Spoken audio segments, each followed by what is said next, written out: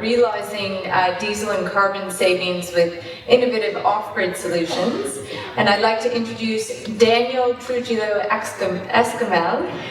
Daniel is Sales Manager, Business Energy Solutions for AGL Energy, and he's passionate about making a difference and interested in innovation, growth, productivity, and the use of business and capital to make a positive impact in society, the environment, and the economy.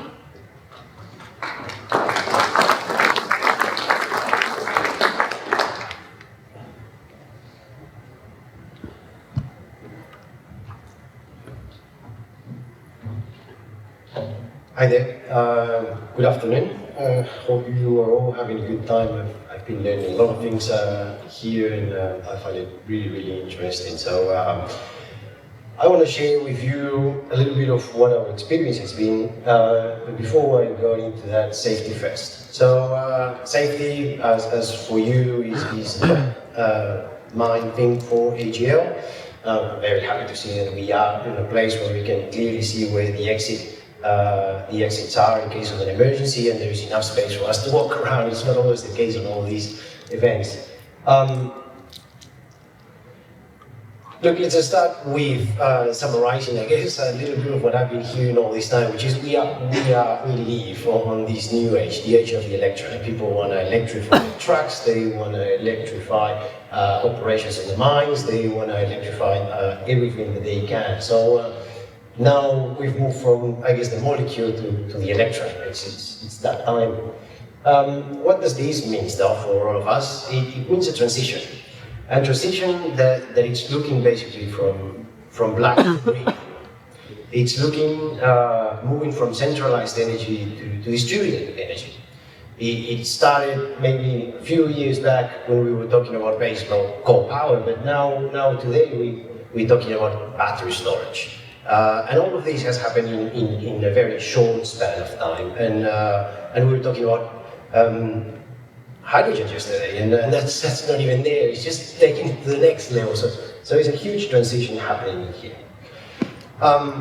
It's all rosy. It's all good. Probably not. There is a great change. The world of energy has changed for good. We heard our friends from Bloomberg. They were talking about, and I think the first one is one of their charts actually. Fossil fuel costs. They've gone up. They're a bigger part of your budget. Not just that, they're less predictable. There's a lot of volatility on these prices. That can be good. But then another thing that is happening is that renewables have approached grid parity. This is something else that Bloomberg talked about as well. Prices have come down significantly in a very short time. So these are two macro trends that we can see here. Another that is very important is social license. And we are in the energy industry. We relate it, I guess, a little bit to oil and gas as well. To a certain extent.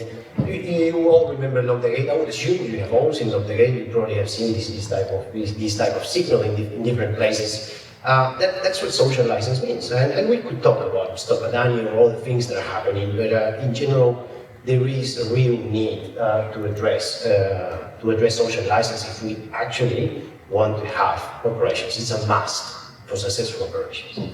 And lastly, shareholders have become activists. Okay? Shareholders have become activists. They will put a resolution in front of your board, and they will say, look, you need to build a strategy, you need to build it quickly, and it needs to be able to match to what the Paris Agreement is saying. Yeah, that's exactly what BP faced, and they got 99% approval. Like all the shareholders wanted this. So this is happening as well with mining companies. I don't need to tell you about it. You probably read it on the news every day. In red, of course, these changes are causing pressures, and these pressures is bringing difficulties. We have industrial companies like Aurora saying, and I'll quote, if you run a business or a number of different countries as we do, you have got to look at your cost of operations and where you're going to put your manufacturing. So they're just, you put it bluntly, are they? It's not just here, British steel collapse, and if you look for the news, you will find that energy is one of the three things that is named as to why it has happened. Dow Chemicals, gas, they were close in Victoria. And we don't need to talk about Bob Brown, we all know him, all good Bob. Glencore, Church of England, basically an activist shareholder, just pushing them to take the measures that they have taken. We don't need to talk or elaborate too much about it. Now it's not all bad, and there is some people that are coping better than others. Amazon, yeah, they actually brand their wind farms. We have people like Google or Microsoft or SAP or Lego. They already achieved 100% renewables. Like they already achieved 100% renewables last year. Companies like Alcoa, huge industrial company, doing a lot more with hydro for the aluminium. Sorry. What does this mean? They are looking at energy in three ways, I say. They're making long-term investments because they're hedging the risk on energy. They are trying to do as much as they can on site or close by so they can get low cost of energy. And they are using energy as a differentiator. In some cases, even to drive price points. These companies are turning energy into a competitive advantage. We have had many of the companies that I have spoken to today talking about this. They are turning energy into a competitive advantage. There is a market now for green aluminium. You have the companies in Norway, you have the companies in Russia. What are they doing? They are basically placing themselves close to hydro. They're buying hydropower and they're turning that into aluminium, and they're getting $20 to $50 more than the price on the market. And I heard somebody talking about green iron ore as well. I think it was Ethan, I think. So there is an upside to all of this. Now we'll bring it home because I promised that I will do a case study. So what's the case study? Well, imagine you're an oil and gas company. So what if you're an oil and gas company? You're in the middle of nowhere. That's a real place. That's where the case study happens. And you're looking to replace. You're looking to replace diesel with this off grid. What does a diesel means? How do you deal with it? So basically, you need to partner with someone. We've heard that word as well a couple of times. You need to collaborate. You need to partner with somebody. In this case, Santos, our customer, partnered with us. And when we partner, what we did, well, the first thing you do, you work together to find out what is that they need, what are their requirements. So we figured out a few of the requirements. They needed a continuous operation for a big pump, because these things just work and work and work and keep working. I think that in the US they call them donkeys, and that's probably the reason. It is remote, it's in the middle of nowhere, it's just a picture. I think I know your minds are remote, but this thing is in the middle of nowhere too. And it's much smaller, so there's not really infrastructure or much infrastructure to get there. It needs to be scalable because they have a lot of these ones around. It's not one that they need to fix. They want to fix hundreds of these things.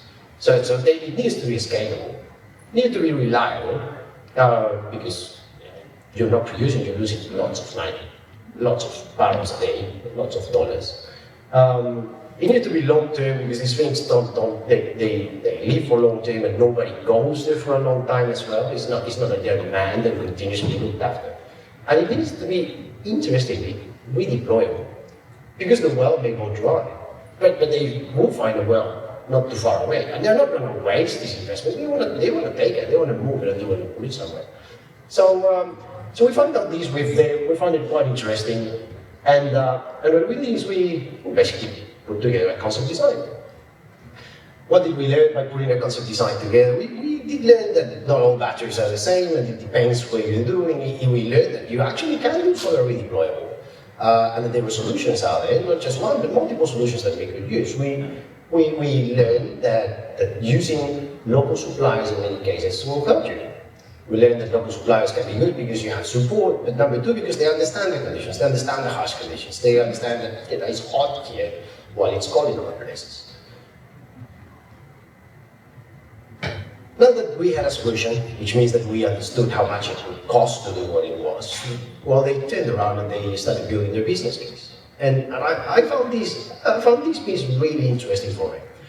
Which is, you think of the business case, and the first thing you think is, okay, well, you invest in a mountain, that's obvious, it's like a solar farm, it's a lot of money that you need to put somewhere, let's talk about $250,000. And then you say, well, the obvious thing is we get rid of the diesel, and you kind of make some assumptions, and you start crunching some numbers, and you get to a number, 10,000, not a lot if you need to cover, more than 20 times that. Then you think, well, we need to take the diesel, and there's a little bit more of money in there, and maybe you're at 12,000 now. And then you say, oh, well, there is maintenance as well that we're going to save. It all takes you to $20,000. 10-year payback is not bad. People will say, yeah, that sounds good. They didn't stop there, of course, and you wouldn't either. And then you go into the really, really big part of the iceberg. You just keep drilling, and suddenly you find out that there is more on the value stack. Somebody raises his hand and says, well, what is the reliability of what we currently have? What is the uptime that we have? What will be the impact of increasing that uptime? And then you do some numbers quickly, and you say, well, if we can increase uptime by 3%, then you're talking about $250,000 a year. Like, that's huge in comparison with the rest. Yeah? Like, you have a decent payback if you look at everything, but if you just put maintenance in there, then the payback is incredible. It's a no-brainer, and you just need to do it. So, what happens when you find out that? You just set yourself to deliver. You just need to build it. You just need to build it, and you need to build it on time, and you need to build it on budget, because that's a non-negotiable all the time. And when you're talking about building in the middle of nowhere, where labor is expensive and where you don't have necessarily facilities, then you start considering your options. So for us, a very good way of moving forward was to build a prefabricated modular solution. We basically minimized all the labor cost on site. We were able to build on a place, to test, to look at everything, put it on a nice, neat container, and just put it on the back of a truck and send it there. It doesn't stop there. Remember, we talked about redeployables, so solar panels need to be redeployable. Now, there is a huge risk always on site, and I know that you guys build and you guys mine, so you understand site risks, and just being a geotech alone could be a nightmare. Could drive whatever type of cost is there. So we had a mobile solution, and this mobile solution, what it does, it actually allowed for a super quick assembly, so we just needed to go in, go out. It was like a SWAT team. You just go, get it done, get out of it. Minimize your costs, make sure that what you're doing is easy to do. And then it basically kept the single risks and zero works to a minimum. So that worked really, really well for us. As we wrap up, this is how it looks once you deploy. You basically put 60 kilowatts of panels in there, you put a container with another 60 kilowatts of batteries in there, and what do? You increase the reliability. So we've been measuring this, and the reliability has increased significantly, actually around that 3% that we're talking about. Maintenance is negligible.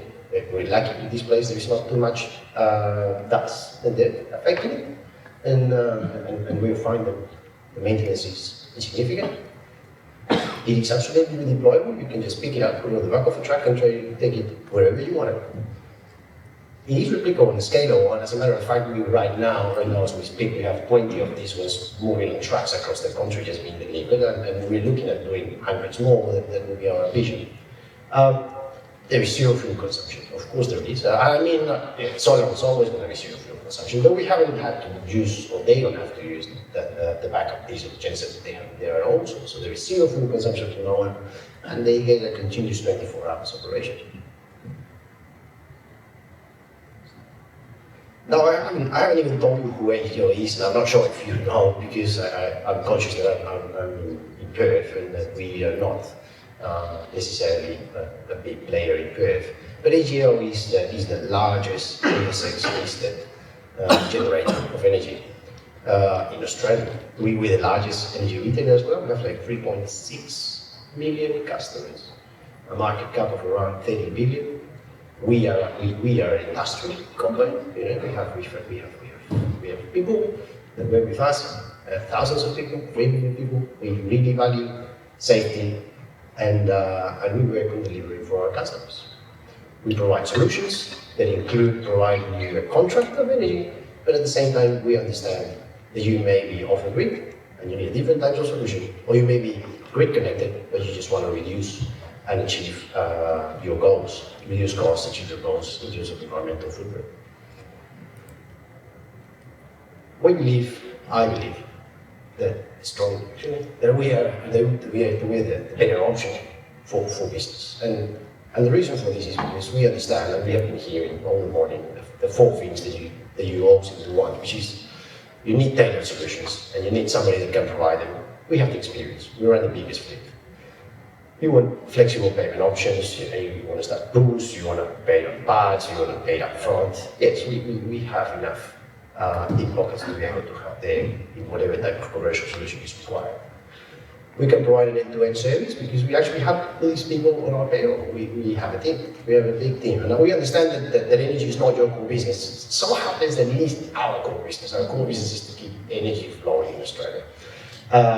And we can provide ongoing support. We've been here 180 years and we will continue to be. So we will be able to be there for all your needs in terms of warranties, in terms of support, in terms of guarantees and services. And that's it. Thanks a lot.